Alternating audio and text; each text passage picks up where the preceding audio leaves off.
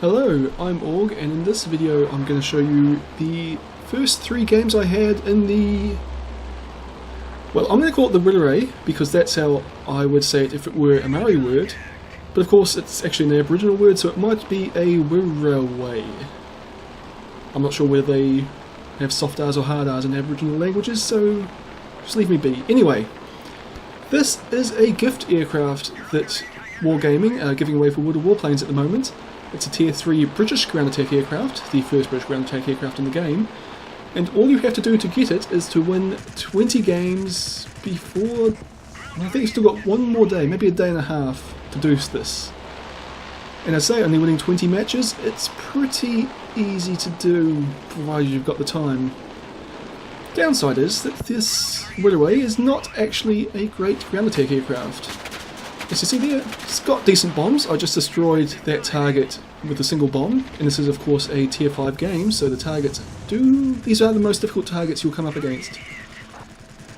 And the guns, as you see, they're kind of alright for killing ground attack aircraft, or enemy aircraft I should say.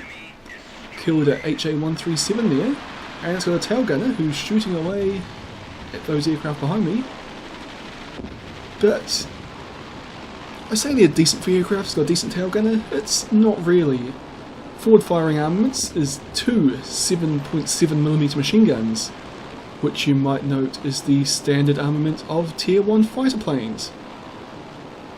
Yeah, but the plus side of this is that these 7.7mm machine guns fire 1200 rounds per minute, so they're a little bit more effective than your typical rifle caliber machine gun at hitting ground targets. But as you can see, still not good enough to really do it at Tier 5 at least. I can't really comment on lower tier games because every single match I've flown in this aircraft has been a Tier 5 one. But I'm guessing, considering that it comes close to being able to kill a single target at Tier 5, it can probably do 1 target per pass at Tier 4, and should be pretty good at Tier 3. But as I kind of mentioned earlier, the one great thing about this aircraft is that it's got 250-pound bombs. It carries 4 of them, which I'm pretty sure that it actually has the heaviest bomb loadout at Tier 3. No, that's not right. The Focke-Wulf 57 just beats it with its 600kg bombs, and the BSH-1 might come close as well. But I'm pretty sure this one at least has the biggest bombs at Tier 3. But other than that, well, it's fast, it's pretty manoeuvrable. I think the HA-137 beats it on both those counts, but not by much. But it just doesn't have the forward firing armament once your bombs have gone to really do much in the ground attack role.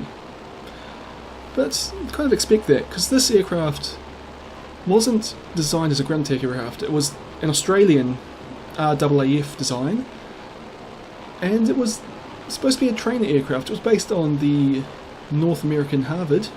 Australians started producing them, and then basically when Japan declared war, the Australians realised they didn't really have anything to support their troops in Malaya and New Guinea, so they started putting bombs on these things.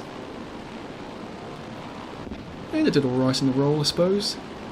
It's actually the most successful Australian designed fighter aircraft, in that some guy flying this managed to shoot down a Zero, which is one more aircraft shot down than the Canberra, which was of course Australia's purpose-designed fighter aircraft in the war.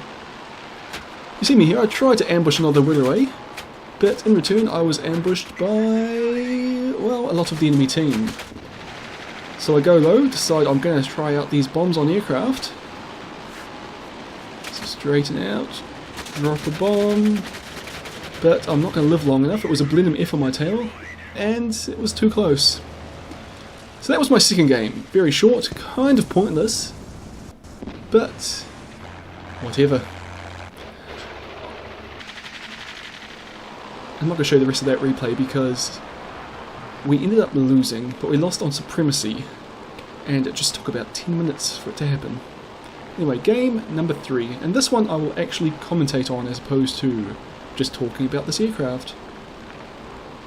So we are here on the Monastery map, and it's a Tier 5 match of course, because every match I've played in this aircraft has been a Tier 5 match. And I think I'm just going to go hit these targets down in the south, mainly because it's going to take me forever to fly up the north to hit those targets. But then I see an F2A down at, well, beneath me even, and I figure it's probably still my job to hit aircraft at low altitudes before I hit ground targets. So I come sneaking in on this, well, tier 4 multi-role fighter, using my machine guns. I do alright. There's another big burst in there at shorter range where it's a bit more effective, but I only took away about a quarter of its health. And I know I can't turn with it, so I'm heading out. And this is the point where I realise that I'm actually alone here. There's no aircraft here to support me. So this is less than ideal. And what I decide to do here is I start slowing down. I'm trying to get the F2A to catch up to me so I can bomb it. I have a go, but it's way too far away. But fortunately, it didn't do a lot of damage to me either. I think it's because it was shooting at me at its maximum range, so there would be a lot of bullet dispersion. And maybe also that this aircraft's got a bit of armour in it, so that, well, those 50 caliber bullets just didn't do as much as they would against a regular aircraft. Anyway, I decided to try and chase down the F2A, but I was gaining on it for a second, but now it's pulling away. So instead I want to see how effective these bombs are against a tier 5 armoured target, which I haven't come across yet. So I line it up and drop the bomb.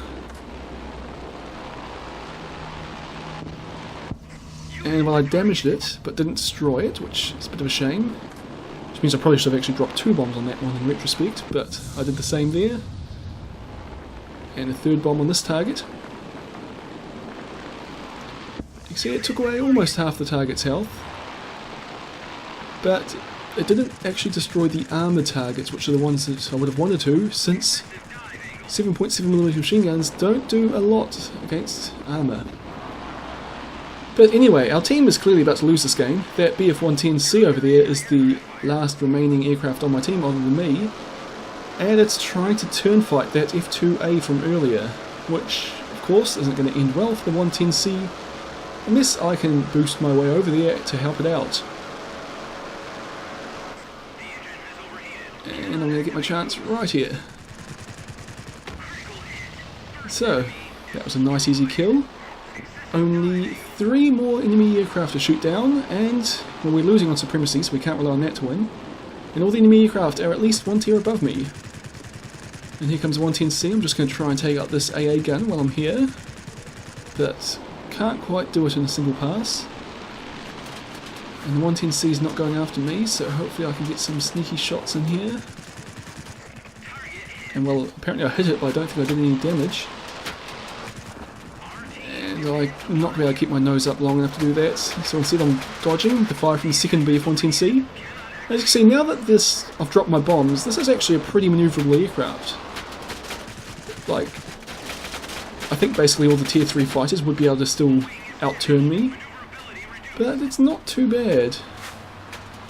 Coming back around, I know I'm going to lose. I just wanted to get rid of this AA gun just because I can, and well, here comes my death.